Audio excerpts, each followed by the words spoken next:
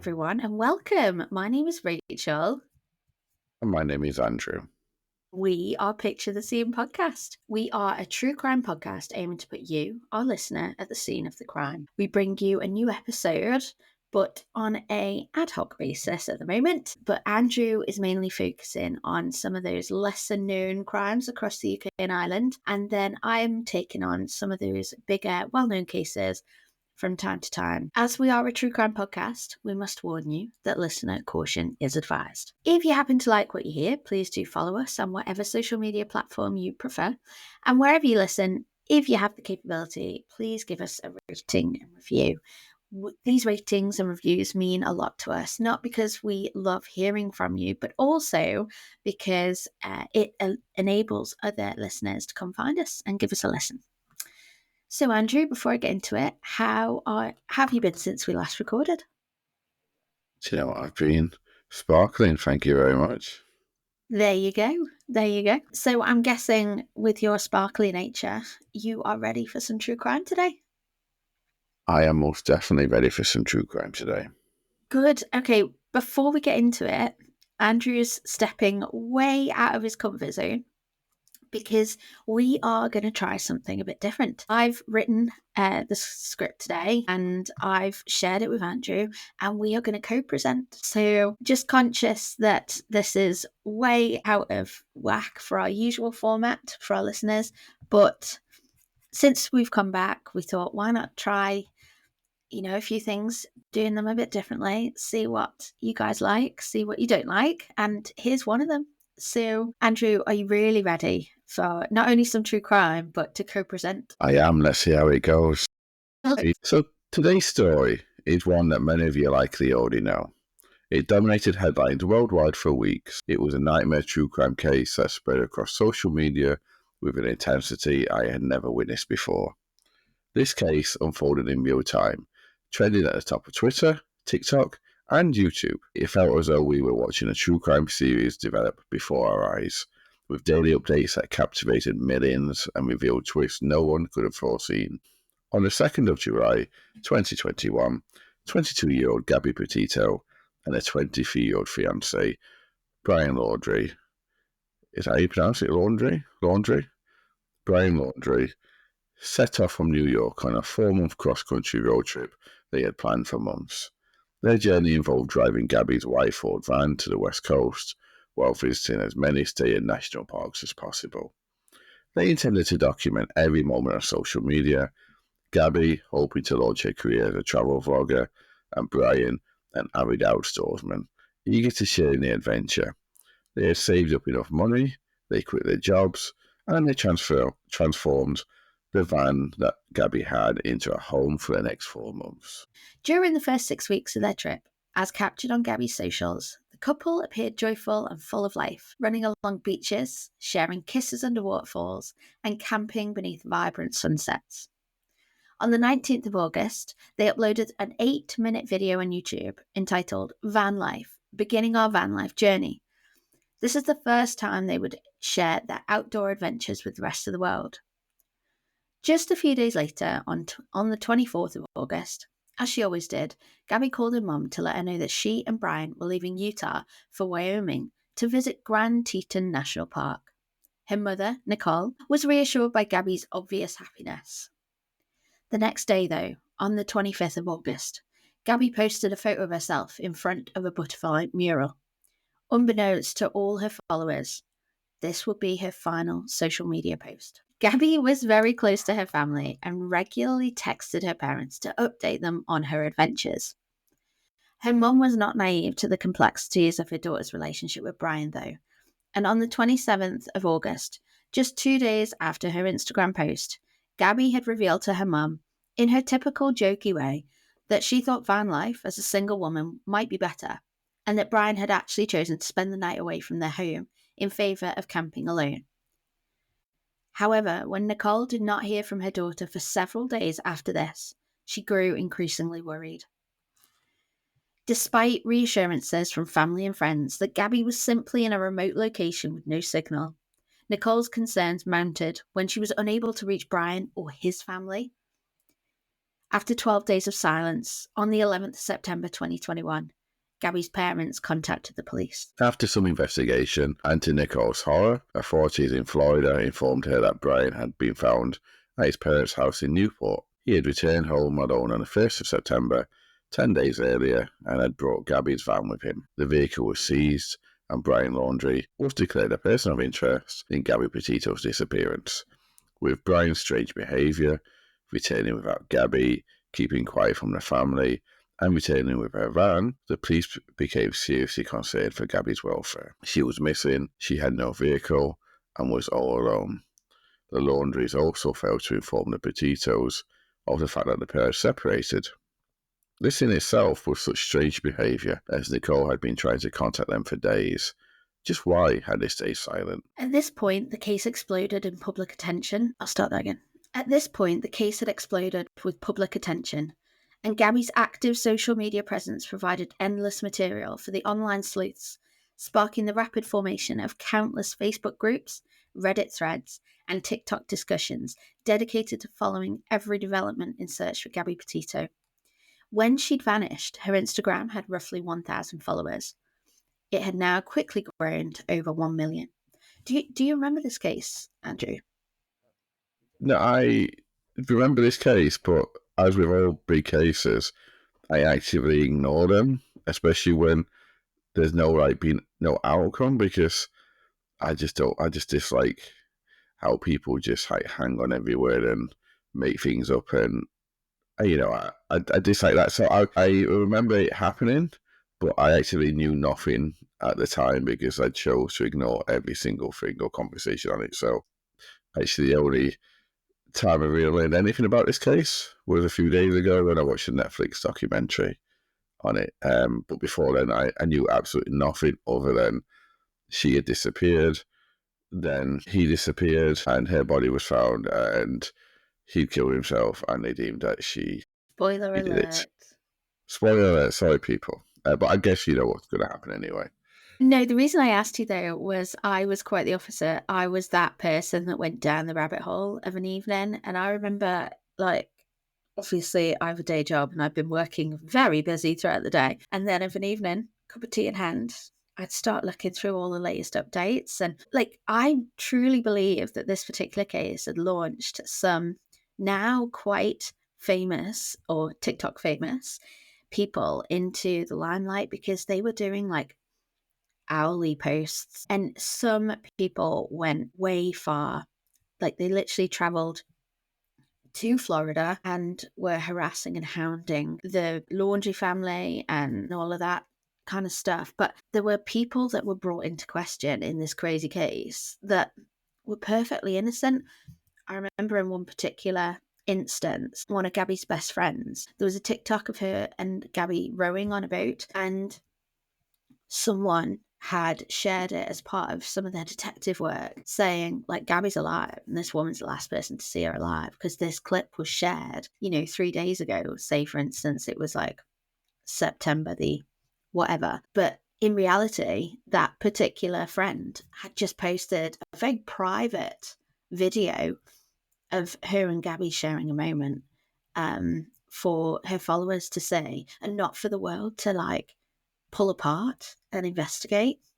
Do you know what I mean? That's the dark side of how internet sleuths behave, isn't it? It most definitely is, because I don't know if people are aware of this, but one of our most avid fans and listeners is also a TikTok person who does TikTok things. You can tell I know nothing about TikTok. He that does TikTok things. Yeah, he's a great guy, and he was telling me how you can monetize and make money on TikTok. Mm-hmm. So I had a look into it, and it seems like I saw Didn't this work out other for you. person.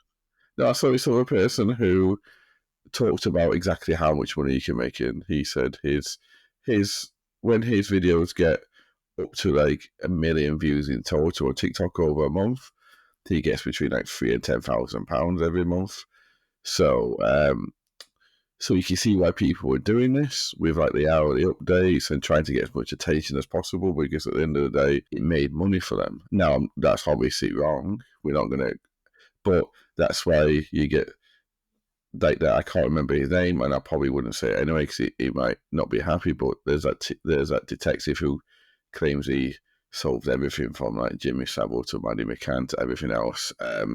He's the same. He's absolutely useless, but he just puts content out there to get people to engage. So Well, yeah, I can see. I'm going off on a tangent here, but no, not at yes, I all. understand why.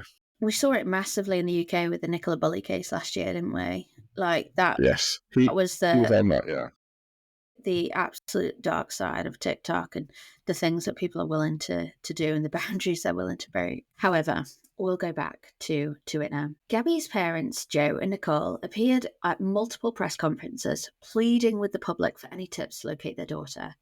They directly appealed to the Laundrie family, urging them to imagine themselves in their shoes and reveal exactly where Brian had left Gabby.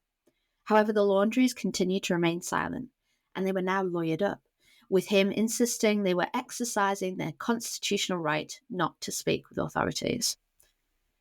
It's important to remember that Gabby and Brian had been together for years. They grew up less than 2 miles apart, meeting as teenagers at Bayport Blue Point High School in Long Island. Those who knew them described their connection as one between two outsiders who didn't quite fit in with the crowd, an on-again, off-again relationship marked by dramatic highs and lows, which many simply dismissed as typical teenage angst. I mean, doesn't that just describe most high school relationships?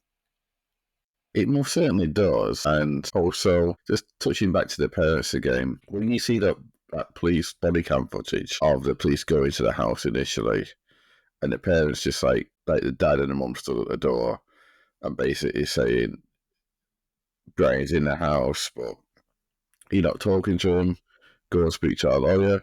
How like you've got to question the intelligence because I understand that they're trying to protect their son, right or wrong. We'll get into that later. But if you immediately go to what initially is just information seeking like visit, go, no, we're not speaking to you, go and speak to our lawyer. Does that not just scream guilty to you immediately? Absolutely. And it's like, it's just their nonchalant behavior because, the guy's just doing his job, isn't he? Like, oh, I think he called it Gabrielle, didn't he? Yeah. She's missing. And they were like, we're not talking to you. We've spoken to our lawyer and we're ignoring the family calls. We're not talking to you. Like, that's all they knew at this stage. This person called Gabrielle was missing. They then said, okay, so is Brian missing? And the dad was like, oh, he's here. Like, just dropped it into he's here, like, easy breezy. There was no flinching, like no comment or anything like that. It was just, you're absolutely right. There's an element of like idiocy and an absolute like ridiculous, like brash boldness there. And you see the thing is as well, like if you then listen to the conversation and the body cam footage with the policeman in the laundry state talking to the policeman in I think is it in New New York. York, yeah. Like yeah, the one in Brian's family state actually wasn't even bothered about this. He didn't see this as a problem that she'd gone missing, and he was doing his bare minimum basically. So if you disagree with me? Slightly. So on the phone to the female officer who wasn't a sergeant, he was very dismissive. Like he was like, "What do you expect me to do, ma'am?" And she was like, "Yeah, but you feel this is unusual behavior." And he's like, "Yes, but they haven't done anything illegal." Then the sergeant, so her boss comes on, and then his tune kind of changes slightly in that he still says, like, I agree it's weird, but there's nothing that they have done that I can do anything about. But then he changes his tone in terms of, what would you like me to do here? Do you want me to go up? So he walked up to the door, didn't he? Saw Yeah. that the father was being a dick, and then he then kind of goes, oh, and actually that van's registered in her name, so we're going to tow it. And like, I feel like at that stage, just right at the end, the silver lining of him was he'd been pushed over the edge and thought, something's not right here, and I'm towing this van. And then he said to the tow truck guy, didn't he, do not touch the inside of it. Yeah. So I feel like that's when his mind shift, that he'd shifted his opinion, I feel. No, I agree fully. I think his opinion shifted when he spoke to the dad, and the dad was quite obviously being suspicious. Yeah. And that's when he thought, okay, yeah. So, but I think beforehand, but yeah. Anyway, He was being super dismissive though, and I get that with the female. Um and sometimes it's a ranking thing, isn't it? yes, yes, it Because could be. because he actually said, "You're a police officer in New York. I'm a sergeant in Florida," and like, or whatever he said, to detective in New York, whatever. He was like, "You're much more equipped at dealing with these situations than we are." And I thought, yeah, that's so true, because if you were looking in the UK at like a quiet country town versus the big city of London, like you would have two very different equipped, police officers, wouldn't you? You would indeed. Oh, after Brian, who was a year older than Gabby, graduated in 2016, the couple briefly broke up, only to reunite when Gabby finished high school the following year. Gabby even moved from Long Island to Florida to be with him. They eventually got engaged in July 2020 and lived with Brian's parents to cut costs. But after a challenging period during the COVID lockdowns, they made the decision to put off their wedding in favour of the road trip across America. While Gabby often shared only the positive side of her relationship with Brian, some friends noticed red flags along the way. Gabby's friend Rose, who she'd met on Bumble when she moved to Florida, recalled that Brian could be controlling and manipulative. Not physically abusive, but he would always ensure he got his way. For instance, if Gabby and Rose planned a night out, Brian would hide Gabby's cards and ID, effectively preventing her from leaving. Gabby was very much aware that this was unacceptable behaviour, and it would make her very upset. However, it would never seem to be enough to make her pack up and leave him. Brian's relationship with his own parents was equally unusual, especially the fact that they fell silent when Gabby went missing. Only 5 days after Brian returned home, that's without Gabby, remember, they decided to go camping at Fort DeSoto campground, about 75 miles from home. Once the media became involved, the stories weren't adding up. The laundry's lawyer was claiming he had left Gabby in a hotel in Wyoming and he had flown home, yet her van was parked up on his drive in Florida. And that was one of the things that made the police question the story, wasn't it? When being told, hey, no, he left her there and flew home, and then the van's parked up outside. Yeah, absolutely. And again, like, it's just unusual behavior for like, if the parents are gonna no comment, no comment, don't spread like a story that's clearly gonna be so easily disproven. The van isn't in your garage under a sheet, it's parked up on your driveway. Like, so then you're claiming that like Brian's flown home. It's ridiculous. Exactly. As the investigation intensified, crowds gathered outside the laundry home. The media and Gabby's family made it very clear that the laundry family were not cooperating, which I feel contributed to the public outrage for them and for this case. It had come out that on the 28th of August, 4 days before Brian had returned home, without Gabby, he had had a lengthy phone conversation with his parents. And the following day, even before Gabby's family suspected anything was amiss, the laundries hired a lawyer to represent the family, likely knowing what was to come. Whilst the case was garnering attention across the world on both television and social media platforms, more and more information was coming to light. And on the 7th of September, the Moab Police Department in Utah released unsettling body cam footage recorded on the 12th of August, almost a month before Gabby was reported missing.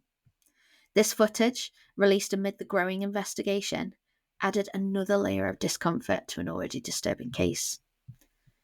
On the same day, Gabby's Instagram had featured a photo taken at Arches National Park in Utah. But within hours of her posting that image, the Grand County Sheriff's Department had received a 911 call. Grand County Sheriff's Office. Were you able to get a description of the intoxication? Hi, can you hear me, sir? Yeah, I can hear you. Hi, I'm calling. I'm right on the corner of Main Street by Moonflower, and we're driving by, and I'd like to report a domestic dispute. Florida with the white van, Florida license plate, white land, gentleman, Where's it at? 5'6" beard. They just drove off. They're going down Main Street. They made a right onto Main Street from Moonflower. Or what were they doing? Cooperative, but what'd you say? What were they doing? We drove by and the gentleman was slapping the girl. He was slapping her? Yes, and then we stopped. They ran up and down the sidewalk. He proceeded to hit her, hopped in the car, and they drove off. Okay, you said it's a white van? White van. I can give you the license plate if you give me 1 sec. I took a picture of it. What kind of white van? Like a big one? It was a smaller van with the license plate of, it was white, Florida license plate QFT G03. It was, the make was a Ford, model was Transit, black ladder on the passenger side. Black ladder, passenger side. White Ford Transit. The couple described in a call they made to the emergency services who were involved in a physical alteration, and they were, of course, Gabby and Brian. As the caller reported, the witnesses clearly identified Brian as the aggressor. And one caller even managed to get the license plate of the vehicle, prompting patrol units to be on the lookout for Gabby's white van. Now, it didn't take long for authorities to spot them, likely aided by the fact the van was being driven erratically through the streets of Moab. Soon, police officers pulled over the van. What followed is one of the key moments that propelled the case into the public spotlight. With the body cameras rolling, the police officers interviewed both Gabby and Brian separately for over an hour, right there on the side of the road. The footage captured and shared across the globe ended up being pivotal to the case. So let's see what you think. Sorry, officer. You want to place your vehicle into park and go ahead and turn it off for me? No, park? Oh, it isn't park yet. Okay, turn off your engine. Go ahead and set your keys on the dash for me, all right? What's your guys' names? Gabby. I'm Brian. Gabby, Brian? Okay. What's going on? How come you're crying? I'm sorry, we've just been fighting this morning. Some personal issues. It was a long day. We were camping yesterday, and camping got the stuff, flies and stuff. I'm sorry I hit the bump there. I was distracting him from driving. I'm sorry. Can I get you to step out of the vehicle for me, man? Yeah. Just hang tight right there. Do you mind if I take your keys and just put them on your hood? You got it, buddy. I'm so Thank sorry. you. Oh, no, you're fine.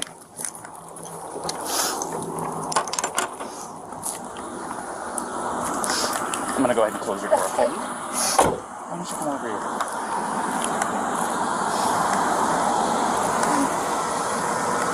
SO229, I have the female that was on the passenger seat separated from the male. Keys are on the hood. You want to tell me what's going on? Yeah, I don't know. It's just, some days I have really bad OCD, and okay. I was just cleaning and straightening up the back of the van before, and I was apologizing to him and saying, I'm sorry that I'm so mean, because sometimes I have OCD and sometimes I just get really frustrated. Not like mean towards him, I just like, I guess my vibe is like, I am like in a bad mood. And I was just saying, I'm sorry if I'm in a bad mood. I've just been really stressed. I had so much work I was doing on my computer this morning. What do you do for a living? Well, I used to work at an organic juice bar, but I just quit my job.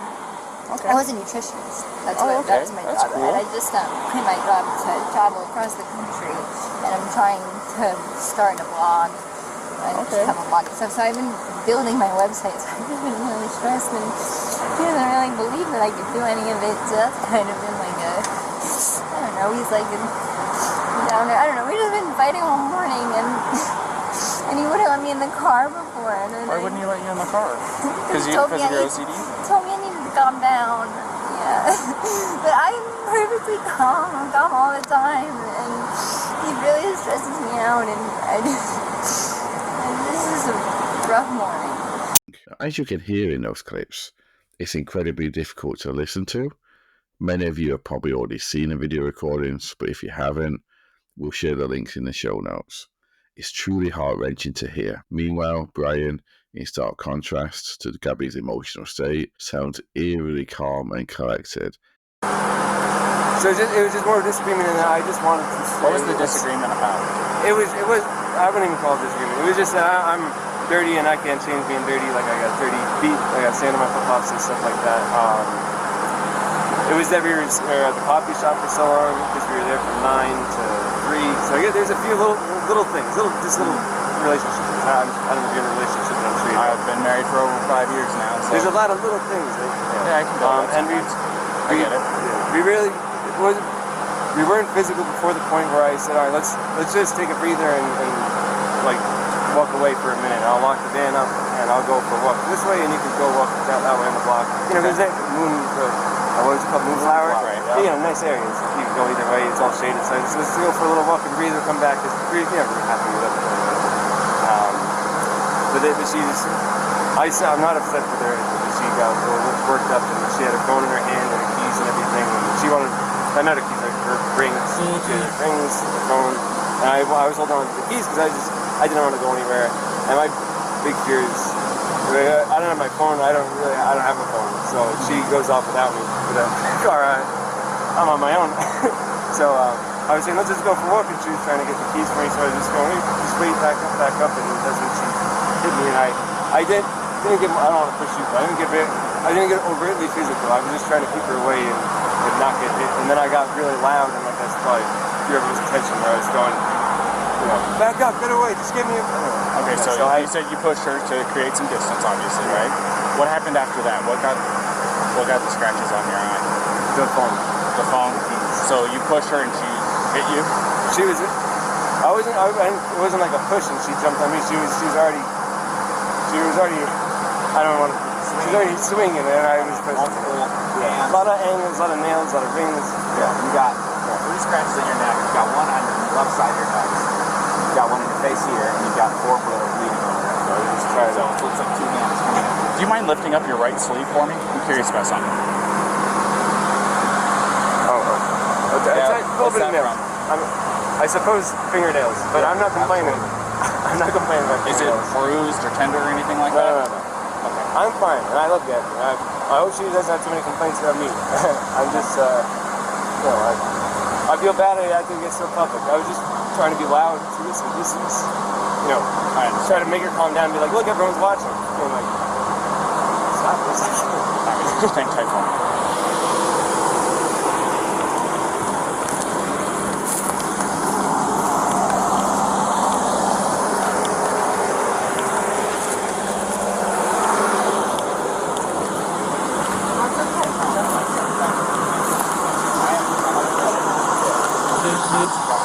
I got a quick question for you, Ryan. Sure.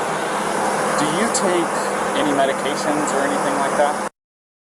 Take any medications or anything like that? Okay. Are you normally this kind of like hyper? Do I seem that? My heart rate up whenever the lights flash on, it gets your heart rate up. If I see my... Trust me, it does me too, and I'm the one that it gets me going a little bit. You probably could say, hey buddy, whenever somebody walks up. So, okay. She takes any? She's crazy. No, I don't think so. No, none that I know of. Alright.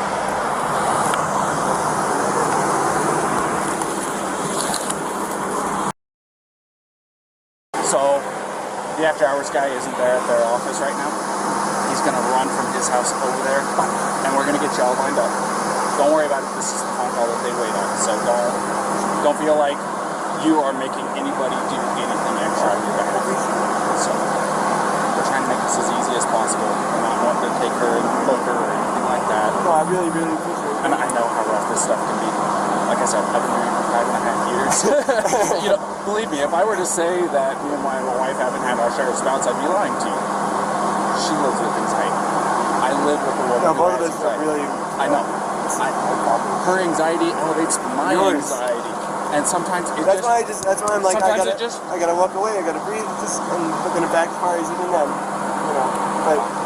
I'm not gonna try to sit here and give you life advice. Yeah. You've been on this road almost as long as what I have. There's nothing I can tell you that's gonna really make a difference, but at the end of the day, I'm sorry that this has happened. I'm sorry that it went to this extent. No, I'm sorry. I'm sorry.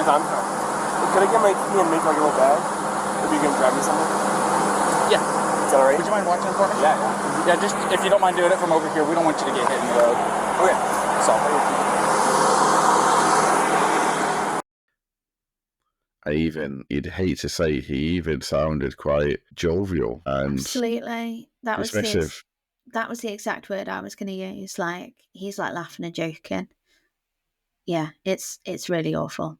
And I feel like the Moab police, on the one hand, obviously dealing very sensitively with an anxious young woman because, do you take medication? Are you okay? Do you want to come and sit down, cool down? Do you want some water? They're kind of meeting her with a similar approach and tone.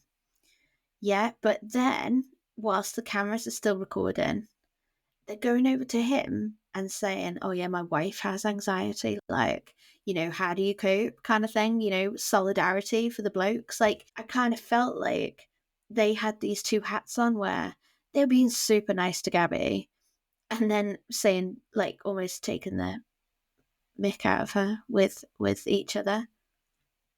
I'm not sure I fully agree there. How it came across to me was they at first saw how upset she was. So they took her to one side, which I think is the right thing to do, to give her a chance to actually speak without him there so she can maybe tell the truth. But then, and they spoke to him as well, but then I think the hands were tied when she was saying that she was the aggressor. Now, obviously, there could be many reasons to say that. He most probably, my own opinion here, but he most probably said, like, look, I'm going to get in trouble if you say I started it, so say you started it, and then it's fine, or something similar. Because she was quite fragile anyway in her mental state, it felt, throughout their relationship.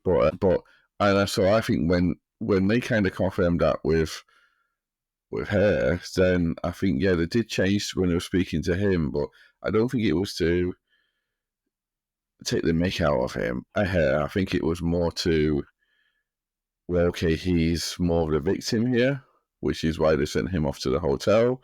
So they were trying to get on his level. So I don't think it was necessary to take the mick out of her, but I just think they misread the situation. And it could have been dealt with better. But I think as soon as they thought, okay, he's the victim here, then that's why I think the police officer said that. It was trying to misguidedly offer advice. Fair enough.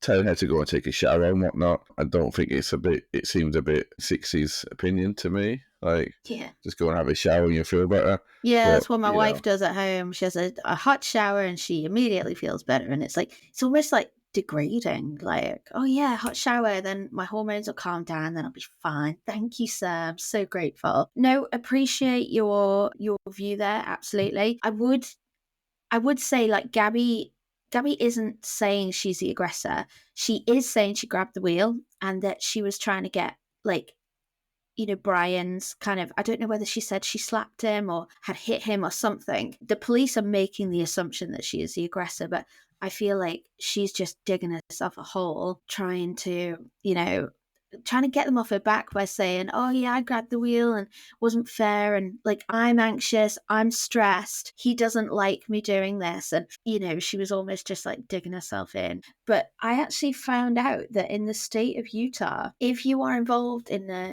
domestic violence or any kind of violence, so you have to be arrested and cautioned. So the police were obviously trying to calm the situation down, but they kind of broke protocol there by not taking one or both of them to the station. So yeah, I feel like because they broke rank, there's like an added element. What would have been different had they have been taken into custody and interviewed, and perhaps family members had been called, and instead, like, we'll get into it in a minute, but they were just kind of like separated and sent on their way. So the police at the scene believed that Gabby was the aggressor and that Brian was the victim, although they assessed that Gabby did not pose a significant threat to him, and as a result, they simply ordered the pair to separate for the night and to cool down.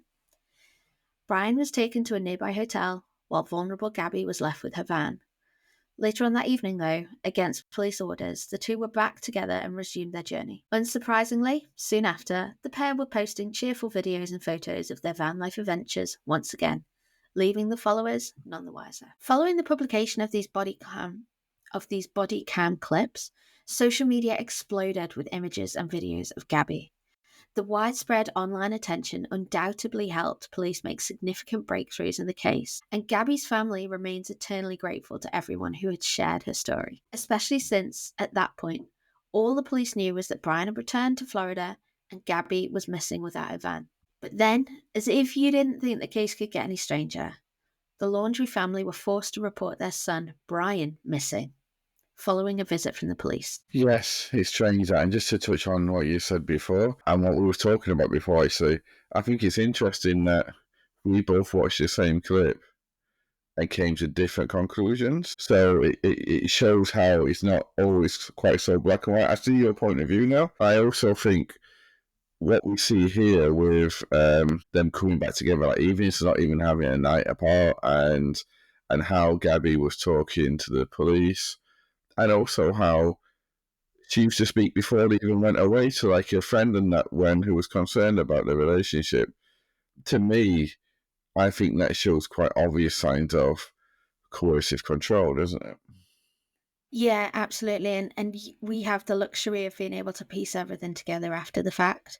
So those friends that knew Gabby, if they'd have had a call from a welfare team, or I don't know what the setup would be in America, but if someone that knew their relationship and knew the red flags in their relationship had have been able to intervene at that moment, it'd be a very different story. But these police officers who don't know them from Adam, and they've put, like, Brian has put on a great performance, yeah, like, come across as the victim, even though the first police officer noticed that Gabby had a black eye and a scratch on his shoulder.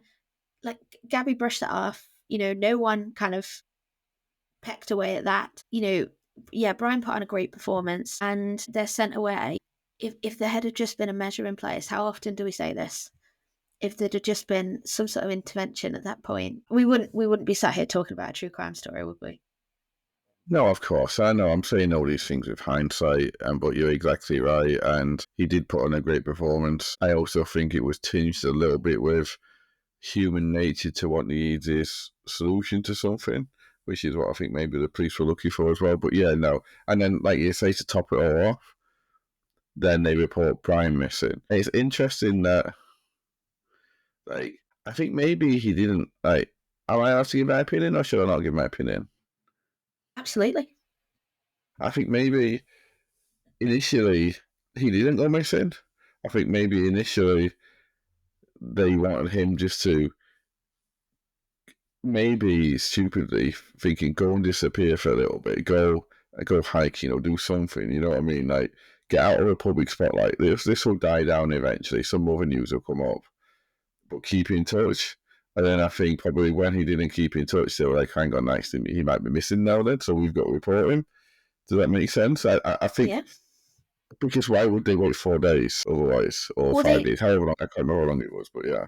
Yeah, don't forget as well, they didn't wait. The police had come round to, like, ask some more questions, and Brian wasn't home, and they'd kind of gone, oh yeah, we've not seen him in 5 days. Like, and at that point they then became, like, concerned for his welfare, right? But, like, this just adds to their fucking strange behaviour, because Gabby Petito is missing and has been at this point for, well, their son's not seen her for the best part of 3 or 4 weeks. She's actually only been reported missing for maybe 2 weeks. And then their son goes missing, and they're not thinking, like, the whole world at this stage is out to get him. Yeah.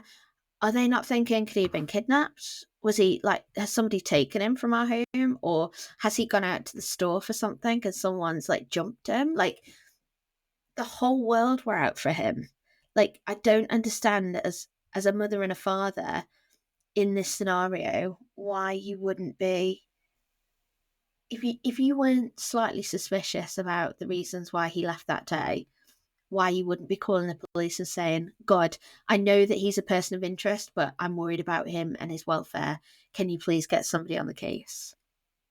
Yeah, definitely. But you're right. Definitely. Maybe they shipped him off. That's actually a great idea. Like, yeah, you go off, hide away. Here's a backpack. Go to the national park or whatever, and come back in a couple of days. And by that point, everything will have died down. Yeah, I mean, that family were obviously not making rational decisions anyway, were they? So, but like we said, so Roberta and Chris Laundrie, Brian's parents, they informed a shocks investigation team They had last seen Brian on the 13th of September when he had gone hiking in Florida's Carlton Reserve. The police were incredulous. Such a wonderful word, Rachel. With cameras set up in the laundry's neighbour's garden, providing near constant surveillance of the house, and officers stationed outside throughout, the family was under constant watch. At press conferences, when asked why Brian had not been arrested, the police repeatedly responded, "We can't arrest him yet. We need to find a body. We need more evidence." And yet he had remained free and capable of leaving his family home. So while the massive search for Gabby continued in Grand Teton National Park,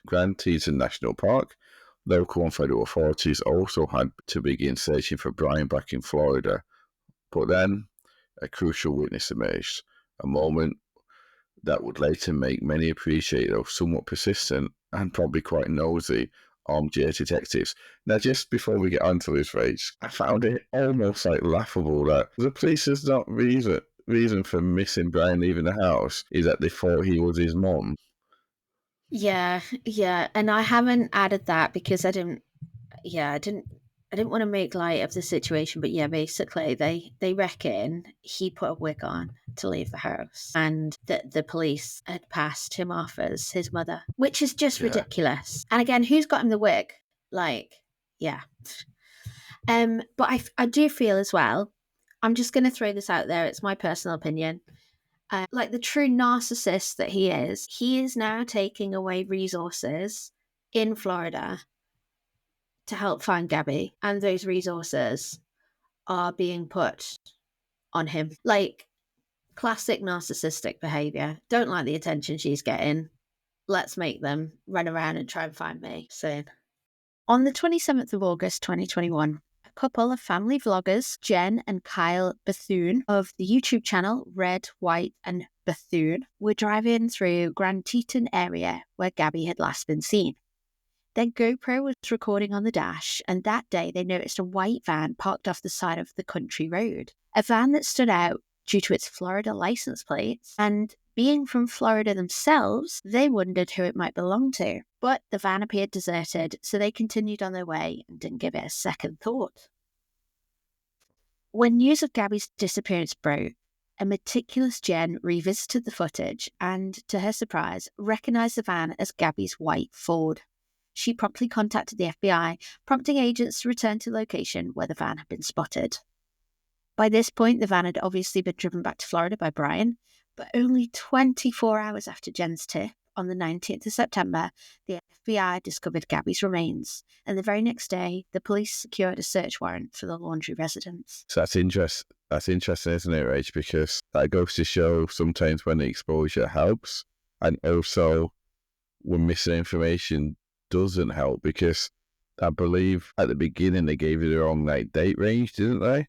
So this who was it? Sorry, Bethune, Jen and Kyle. Yeah, they didn't think they'd have anything, but when they released the new dates, then they went back and looked at the videos, didn't they? You're absolutely right. And at this stage, like all of that campaigning, so Gabby's family, her mum and dad being separated with their respective new partners, had kind of split off, and they were all like tackling different areas of America really to promote, like, find Gabby. And you're absolutely right, when the press conferences caught up and gave more accurate kind of depictions of what was going on, and the family members were out there campaigning with their posters and their press conferences, it's the likes of the vloggers that, you know, perhaps wouldn't be TikToking and getting involved in being armchair detectives, but actually, like, they'd catch a break and see an update and be like, hang on a minute, I remember seeing a Florida plate van. And that's when it all comes together nicely, isn't it, for these people that you know, provide the tip-offs. And that dash cam footage is so clear as well, isn't it? Yeah. And like the fact that it was Florida plates, they were from Florida. Otherwise, they might have just carried on their merry way and not thought twice about it. Yeah, and it's a whole subculture, isn't it? What they call it over there, the van life, where people travel around vlogging and doing what they do. So it shows the community. It absolutely does, and it's not something I'd heard of pre this case, like van life. So yeah, like definitely not made a thing of it in the UK, have they? No, it's too small. It'd be done in a day. It'd be the shortest vlog ever. But yeah, so the autopsy would later determine that Gabby's cause of death was manual strangulation combined with blunt force trauma to her head and neck. They also concluded that she had been left in the wilderness for approximately 3 to 4 weeks before her remains were found. While it is difficult to pinpoint the exact date of her death, evidence suggests it occurred between the 27th and the 29th of August. Subsequent reports revealed that Gabby was seen on the 27th of August at a Tex-Mex restaurant, and that both she and Brian appeared to, and that both she and Brian appeared on CCTV at a Whole Foods supermarket that same day. After that, Gabby was not seen alive again, and it would be at least 2 days before Brian was spotted by anyone. So adding another layer of mystery though, was that Gabby's mother received a text from Gabby's phone on the 30th of August that read, "Can you help Stan? I keep getting his voicemails and missed calls. My phone doesn't even ring, there's no service." At that point now, Nicole wasn't yet considering her daughter missing. However, the text struck her as odd, because Gabby could never call her grandfather by his first name. Stan, to her, he had always been Grandpa. And you know what? I fully believe, personal opinion here, that was Brian trying to cover his tracks there. He was probably panicking, thinking, I can't answer the phone to her grandpa. So I'll ask my mum, and yeah, I believe it was as well, because if you look at like Gabby's history and her routine, she would be in regular contact with her mum, like virtually every day if she could.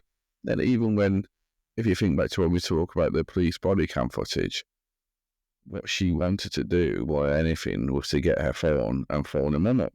So her mum obviously was always her first point of like safety and like security. So yeah, I fully believe that it probably happened on the 27th of August, because they were arguing at that restaurant, weren't they?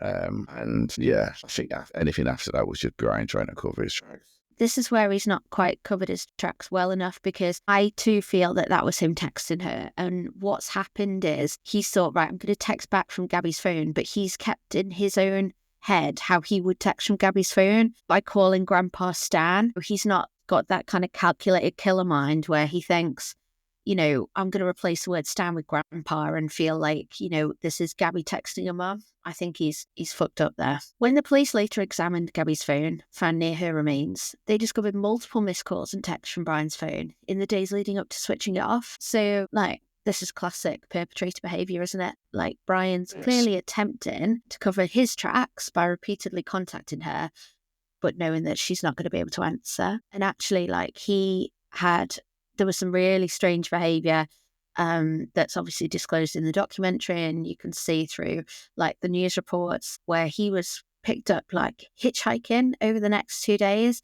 He'd like left the van, he'd started out on a trek to get somewhere, and then ended up coming back, getting dropped off at the campsite by a woman who at the time thought she was doing like a good deed, but in reality she was taking him back to the campsite, the scene of the crime, wasn't she? But yeah, his behaviour was he was just moving a bit mad there. But yeah, he was trying to like cover his tracks as well. Yeah. Now they had located Gabby, the search intensified for Brian, who'd now been missing for a few weeks. However, unlike the place where Gabby had gone missing, police were faced with the daunting task of searching Florida's Carlton Reserve, some 350,000 acres of dense, swampy terrain, much of which was underwater, which they were quoted as saying it was an absolute nightmare to search. And obviously, like, where do you even start with somewhere like that? 350,000 acres. Bigger than my garden, but yeah, no, it's actually one of the few things I remember from things happening in real time at this time, because I remember hearing a snippet of this on the news or somewhere, and just myself thinking, like, well, like the alligators or crocodiles or whatever they have there were probably just eating him if he's dead.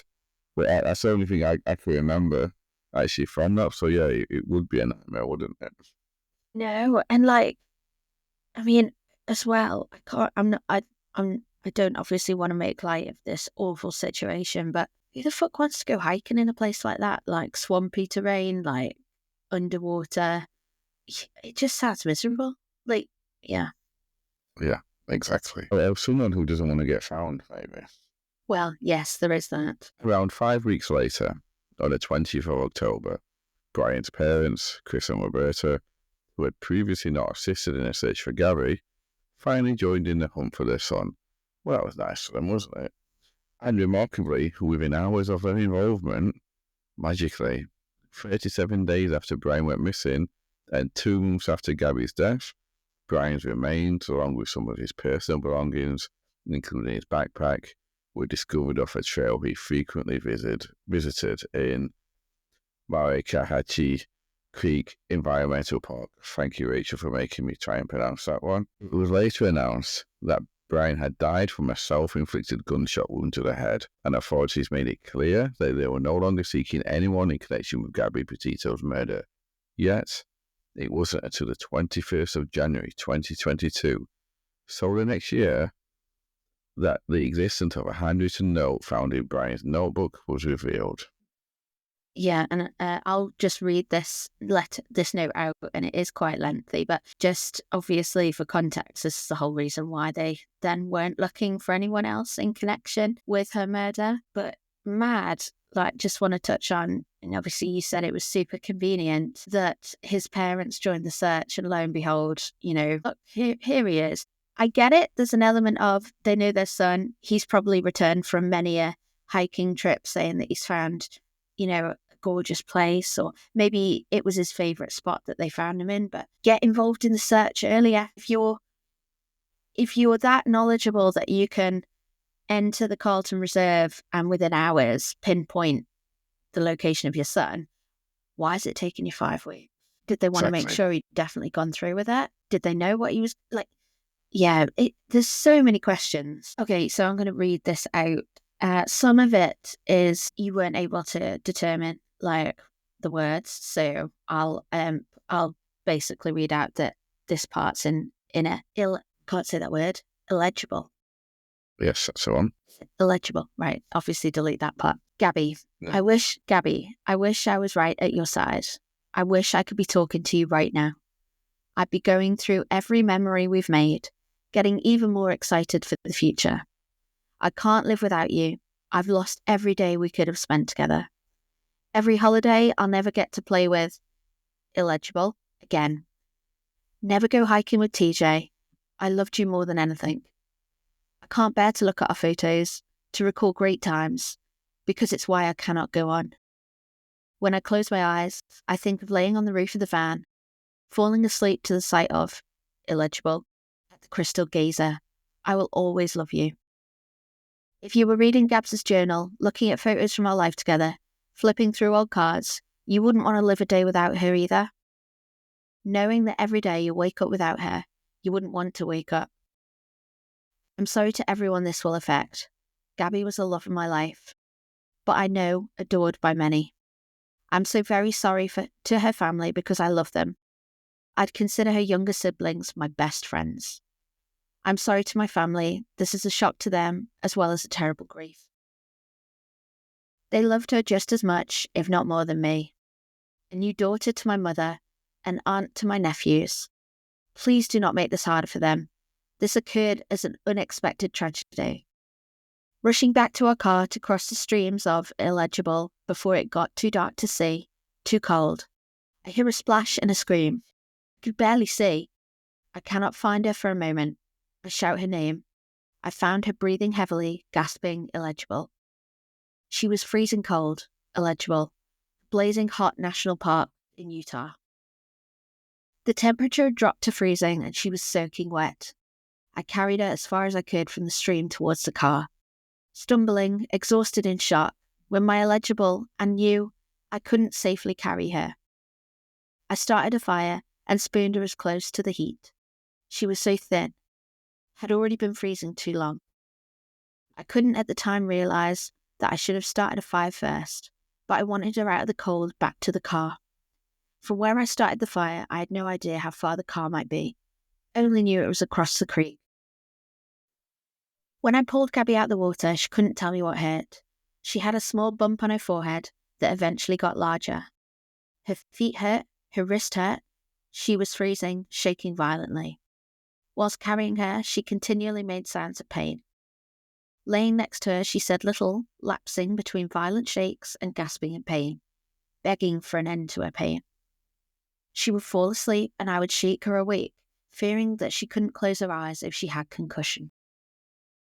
She would wake in pain, start her whole painful cycle again, illegible, furious that I was the one making her. She wouldn't let me cross the creek, thought like me that the fire would go out in her sleep and she'd freeze. I don't know the extent of Gabby's injuries, only that she was in extreme pain. I ended her life. I thought it was merciful. That is what she wanted, but I see now all the mistakes I made. I panicked, I was in shock. From the moment I decided, took her pain away, I knew I couldn't go on without her. I rushed home to spend any time I had left with my family. I wanted to drive north and let James or TJ kill me, but I wouldn't want them to spend time in jail over my mistake, even though I'm sure they would have liked to. I'm ending my life not because of fear of punishment, but rather because I can't stand to live another day without her. I've lost our whole future together, every moment we could have shared. I'm sorry for everyone's loss. Please do not make life any harder for my family. They lost a son and a daughter, the most wonderful girl in the world. Gabby, I'm sorry. I've killed myself by this creek in the hopes that animals tear me apart, that it may make some of her family happy. Please pick up all of my things. Gabby hated people who litter. Oh, yes. I know you've got me something to read here, so I'll probably maybe save a lot of my thoughts on that one, but I do have some strong opinions on that one, and I'd like to go through it. But let's finish and maybe I'll give them at the end. Is that okay, Rach? Yeah, absolutely. What about yourself? It's hard to read that out knowing from what we know now about the run-up to this incident. How dare he? Like, again, I've mentioned this word before. Classic narcissist. He's made it all about him. His situation he was in. He wanted to be merciful to Gabby. Whose mind goes towards, I know, I'll strangle her and then hit her head with a rock to save her from suffering? Who? How would that be your first kind of reaction? I mean, I've fallen into the trap. Like you, I will save my thoughts to the end. No, I agree completely, but it seems that Brian thought he was being clever. His narrative suggests that Gabby simply fell, and that somehow, despite his best efforts, he was unable to save her. According to him, he desperately tried to carry her to safety, but she was so upset, reacting with anger and lashing out at him. He claimed he tried to help, but eventually felt he had no choice but to end her suffering, strangling her and striking her head and neck until she died. The only good thing to come from this note was that Gabby's family could now say they knew for certain who took their daughter's life, and their work in the public eye is far from over. They've established a foundation in Gabby's name to raise awareness about the signs of domestic violence, continuing her legacy and ensuring that others are educated and supported in similar situations.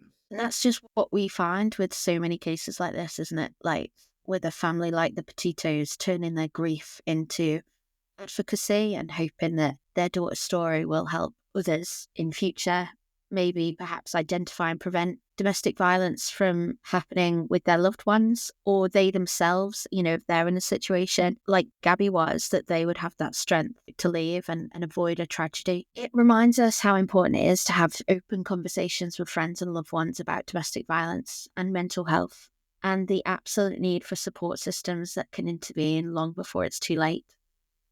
But I just wanted to, before I wrap it up, I just wanted to say this case is every parent's worst nightmare. I know when I was 18, obviously that the question arose, do I pack a bag and decide to embark on a bit of travelling before I get my hat on and start working? Luckily for my parents, I could not stomach the idea of staying in hostels, so it never appealed to me. but I had a good, strong group of friends that all have had amazing travels across the world. But how often do we see some of these travels, like with loved ones or solo, end in tragedy? So what did you think of that one, Andrew? Well, before I tell you what I thought of that one, let's go back to this letter. And just give me our thoughts on this letter. So everyone, this is just my opinion. Please do either agree with me or disagree. Let us know. And the comment section of Spotify is great as well. So please do comment on that if you listen via Spotify. So firstly, like Gabby, I wish I was by your side right now. I wish I could be talking to you right now.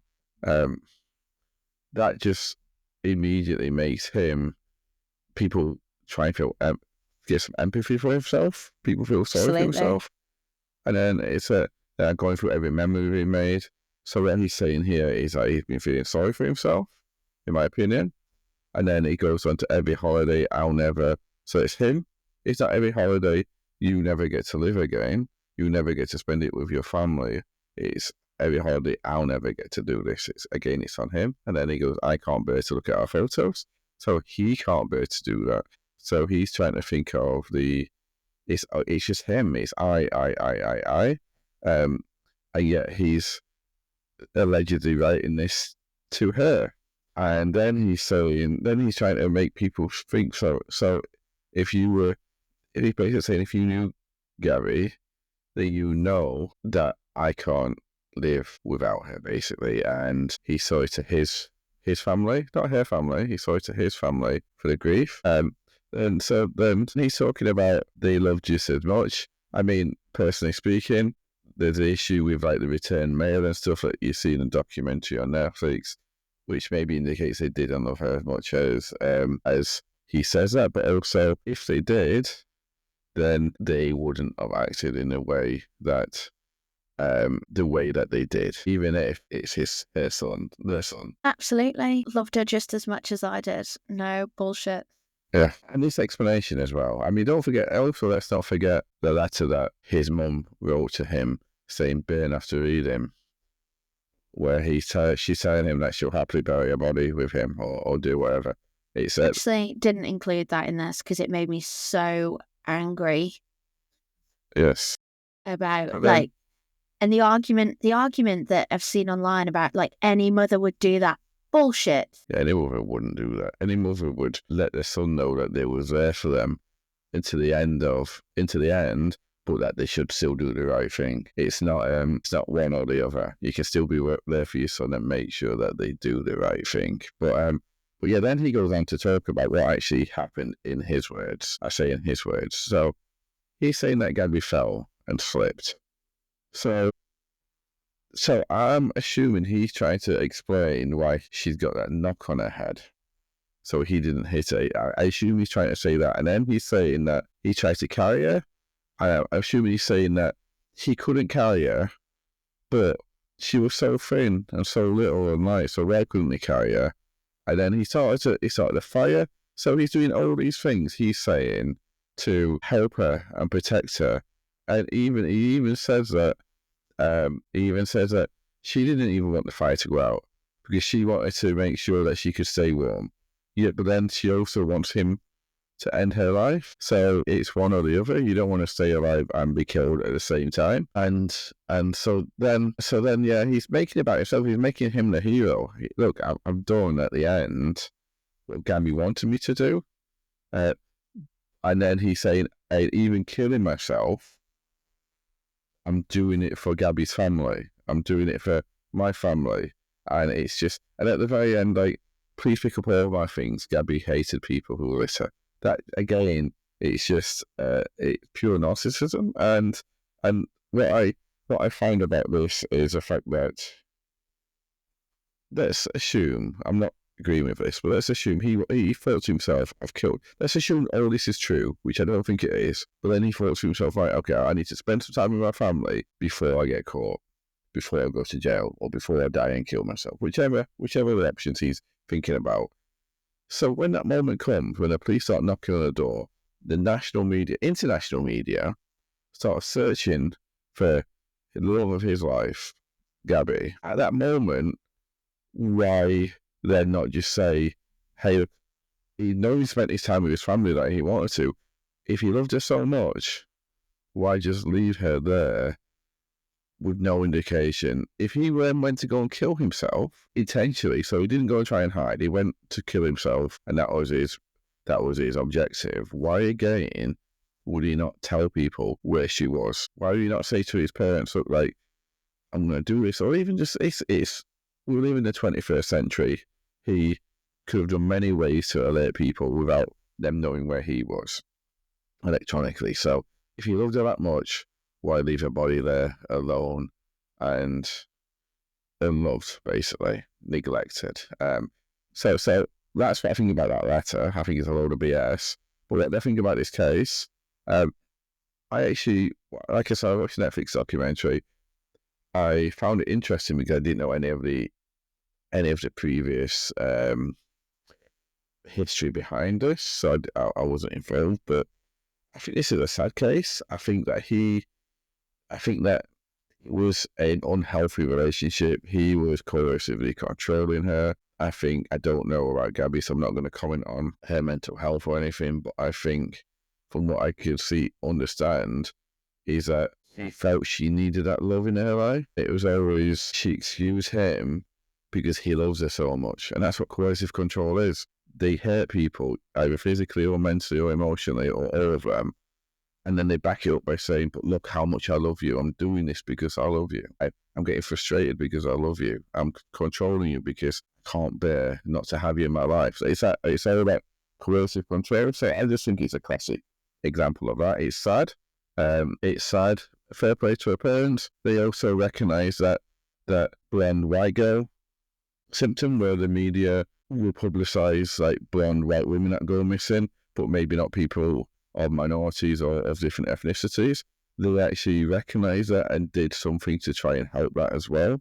So it's good that even in their grief, they wanted to help as many people as possible. They didn't just say, no, of course she should have had this attention. She was my daughter. So it's sad, but I think it's a classic case of coercive control. What about yourself?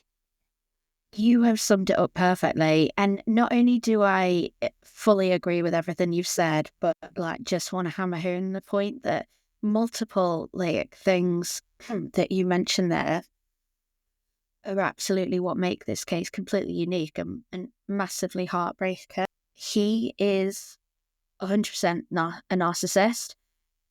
Gabby could see it.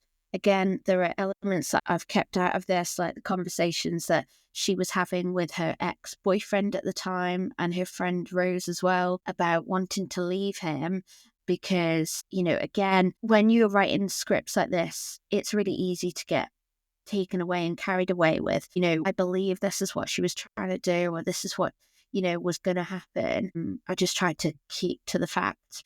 There were so many elements of her trying to escape him. That day when she was speaking to the Moab police, he, like, I'm stressed and he doesn't believe I can do this. There's elements of her, of that facade dropping where things aren't perfect and she just needs somebody to say to her, I don't think you're being treated particularly well here, and perhaps she'd have opened up to them. I do believe that Gabby, as independent and capable as she was of setting off on this journey and moving across the country and starting this van life, you're absolutely right in the aspect that she felt she needed him more than he needed her. And that's why it was okay for him to behave that way, because ultimately he loved her and she knew, maybe she thought, I won't ever do any better. So I'm okay with that, and that is heartbreaking. Most definitely, yeah. And I also understand why, I don't really like to cover big cases. I'll admit, when you said I'm doing Gabby Petito, I thought, like, really? Like, do you really need to? Like, every man and his dog has covered this one. But now I understand why. It's about the theme, and it's about people being able to understand to spot this. So yeah. Well done for picking this one, because I think you probably would have known when you picked this one, and he's not going to like this. That's it. So yeah, well done for ignoring what you think of her, because I admit that I was wrong. But I also feel like it's another opportunity to open people's eyes. We don't have a huge following at Picture the Scene, but, you know, if this case, like, and some of our listeners won't necessarily have like Netflix accounts and may have, like you, not wanted to kind of immerse themselves at the time in the case. So it's a good overview for them, but yeah, it absolutely hammers home the importance of, you know, spotting signs, looking out for yourself, and reminding yourself that unacceptable behavior is just that, it's unacceptable, and stop dismissing people's behaviors as, you know, they're stressed or they're overwhelmed or they're burnt out. Like, you deserve absolutely to be treated with respect. That's it. Most definitely. So, for one last time, if it's safe for you to do so, I'd like you all to relax, to close your eyes and picture the scene. Your daughter is about to embark on the trip of a lifetime. But how well does she know those around her and the evil they are capable of? Okay, that's us today, guys. Hopefully you liked the new format. A bit different. I think Andrew is ending the session, despite the content, with a bit of a smile on his face. I think he enjoyed it. Whether he'll admit that, I don't know. But I enjoyed it. And even if it is just a one-off and we don't do it again, thanks for bearing with us. Yes, I'd love your feedback. We've tried this, but it's what you like best, so please do let us know. And also let us know if you want to hear more from Rachel, because I thought this was a wonderfully scripted episode. So thank you and goodbye. Bye.